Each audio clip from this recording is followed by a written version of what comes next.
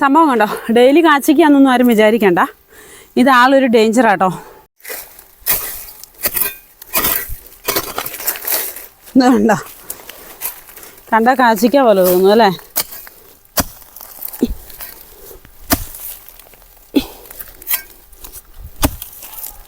കുറേ അങ്ങ് വളർന്നു.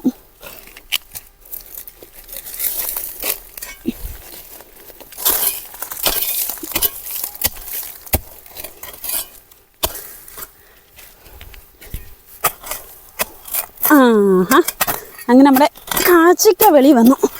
ഇത് കണ്ടോ,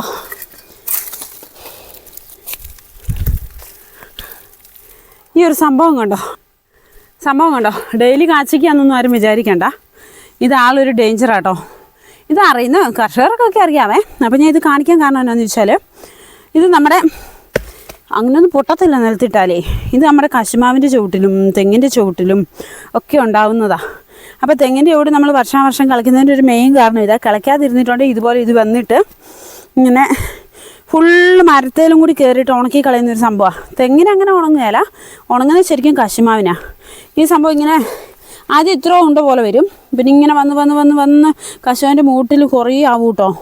എന്നിട്ട് ഇങ്ങനെ മുകളിലോട്ട് ചതിൽ കയറിയിട്ട് കശുമാവിൻ്റെ കുഞ്ഞു കമ്പിനെ ഉണക്കി കളയും. അപ്പം ഞാൻ ഇത് പൊട്ടിച്ച് കാണിക്കാം കേട്ടോ.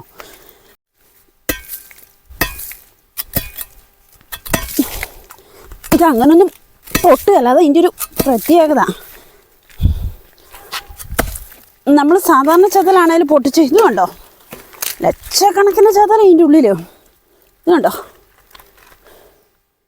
ഫുള്ളതെ.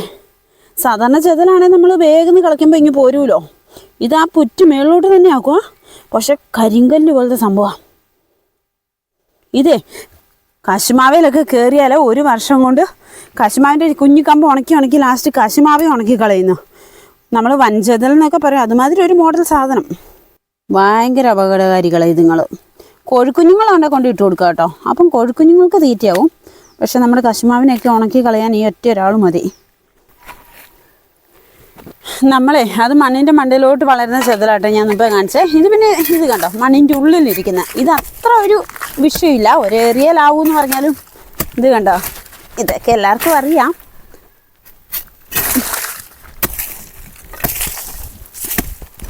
കണ്ടോ, ഇതിൻ്റെ ഈ ചതലിരിക്കുന്ന കൂടിങ്ങനെ ഇത് നമുക്ക് കൈകൊണ്ട് പൊട്ടിക്കാൻ പറ്റും. ഇതേ സാധനമാണ് മറ്റേത്, ഭയങ്കര കല്ല് പോലെ. ഇത് കണ്ടില്ലേ? അപ്പം ഇത് വലിയ അപകടകാരിയായിട്ട് എനിക്ക് തോന്നുന്നില്ല. കാരണം ഇത് എവിടെയെങ്കിലും മണ്ണിൻ്റെ ഇടയിൽ ഇങ്ങനെ കൂട് കൂട്ടിയിരിക്കുന്നതല്ലേ. മറ്റേത് പക്ഷേ നമ്മുടെ മരത്തിൻ്റെ ചുവട്ടിലിരുന്നിട്ട് മരത്തിനെ ഉണക്കി കളയുന്നു. നോക്കിയേ, അവിടെ തന്നെ മൂട്ടി വെച്ചേക്കാം. മൂട്ടി വെച്ചില്ലല്ലോ അവർ കൂടാക്കും കുറച്ച് കഴിയുമ്പോൾ മണ്ടയിലോട്ട്. അപ്പോൾ ഇതൊക്കെയാണ് ചെതലിൻ്റെയൊക്കെ സ്വഭാവം. ഞാൻ ചുമ്മാ കാണിച്ചെന്നുള്ളൂ, അറിയാത്തവരുണ്ടാവില്ല അങ്ങനത്തെ ചെതൽ. അപ്പോൾ നമുക്ക് പുതിയൊരു വീഡിയോ കാണാം കേട്ടോ. ടാറ്റാ.